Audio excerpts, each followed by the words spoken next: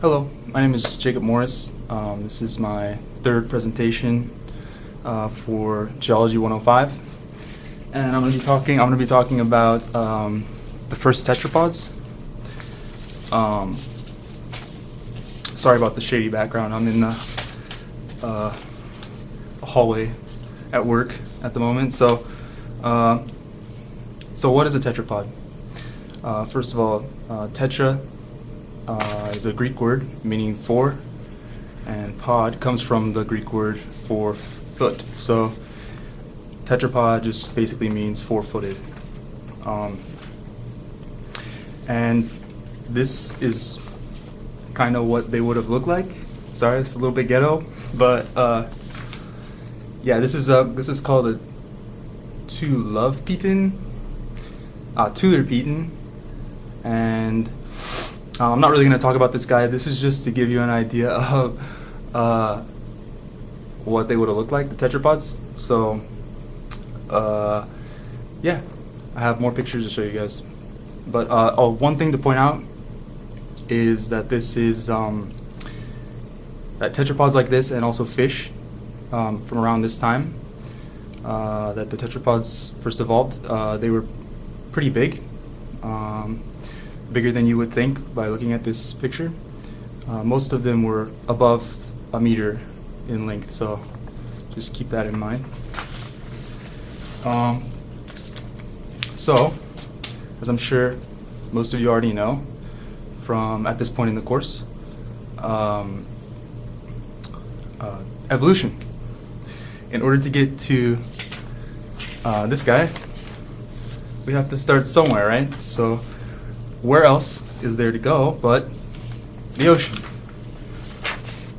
The origin of all life.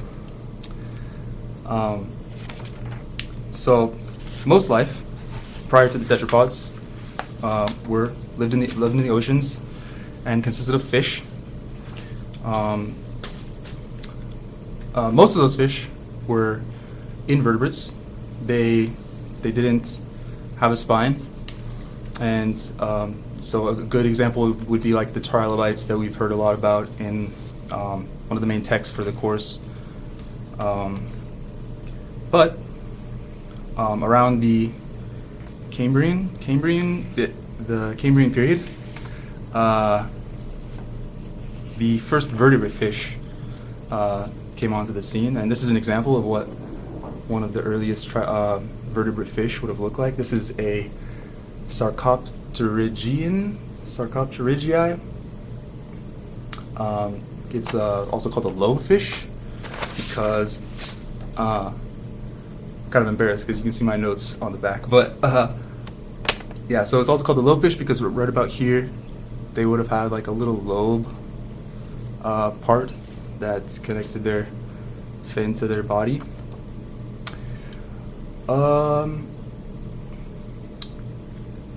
This is called a coelacanth, by the way, and these are the fish ancestors of the tetrapods.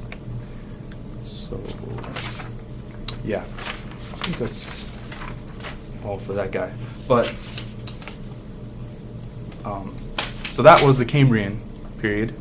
If we move ahead about 97 million years later to the Middle Devonian period, we end up with, first of all, the Devonian period is also known as the age of the fish, the age of fishes. So as you might be able to tell from a name like that, there were a lot of fish, and they ranged from vertebrate to invertebrate. Some were soft and fleshy, others were hard with armored shells. But we also have guys like the Acanthostega, and this is one of the first tetrapods.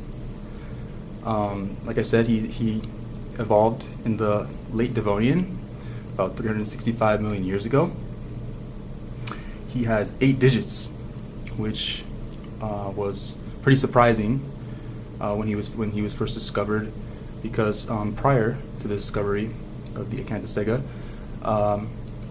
it was thought that 5 digits was pretty standard. But apparently,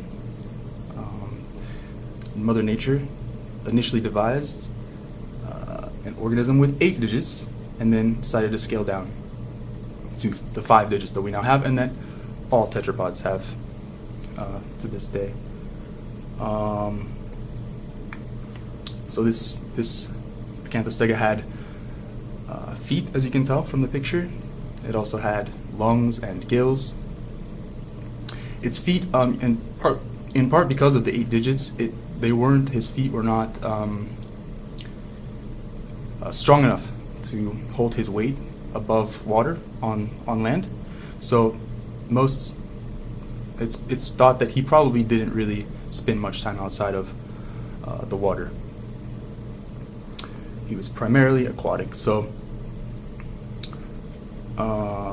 yeah, this is one of the first tetrapods. We also have, around the exact same time, late Devonian, the Ichthyostega. Again, it looks small. As I said, though, they're much bigger than this picture does them justice. So this is the Ichthyostega. He lived alongside the Acanthostega, and these guys were much better equipped to live on land. Actually, I have an even better picture that I want to show you of the Ichthyostega. So this is one, right? Think of that, right? And then this is another picture I found. These are all obviously rough approximations. Nobody really knows what they look like, but I like this one better. He's a pretty hefty guy. I like him. It's pretty cute. But so yeah, this is also an estimation of what the Ichthyostega must have looked like. So yeah, as you can see, he probably was able, unlike the Acanthostega, he was probably actually able to make his way up out of the water and spend a little bit of his time on land. So there is another tetrapod for you. Now, up until fairly recently, many scientists were, and even today, a major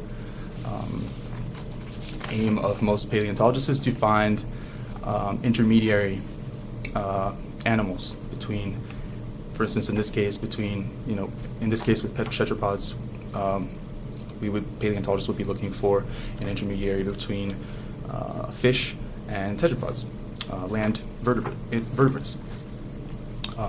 And up until really pretty recently, in 2008, no such thing existed for tetrapods, but now we have the Tiktaalik.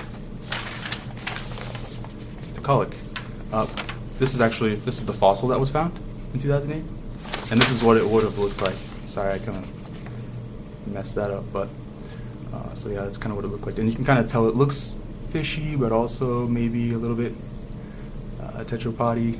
But so yeah, and he's kind of peeking out of the water, seeing what's up. But he actually existed quite a while before the tetrapods that I just showed you, the Acanthostega and the Ichthyostega. But he was not known about, like I said, until fairly recently. And there's the fossil that they found. It was they found it up in northern Canada. I believe it was a group of researchers from Harvard. But yeah, that's the intermediary between. That's an example of the intermediary between fish and tetrapods. So now that I've introduced you to a couple of examples of what a tetrapod is, I want to lastly just show you where they might have lived. This is kind of an example. I don't know if you can really tell, but there's water pretty much surrounding, like shallow water surrounding a lot of this vegetation. And obviously that under the surface of the water, there's a lot of dense vegetation as well. So it's thought that one of the reasons why these tetrapods evolved from fish to four-legged vertebrate land animals is because, well, one of the theories is that they needed to navigate, and the digits that they evolved while still in the water helped to better navigate some of that vegetation, that underwater vegetation. There's a couple of other theories. Another of which being that maybe they needed to escape predators. So going onto land was a means to escape predators. But so yeah, that's about all I got.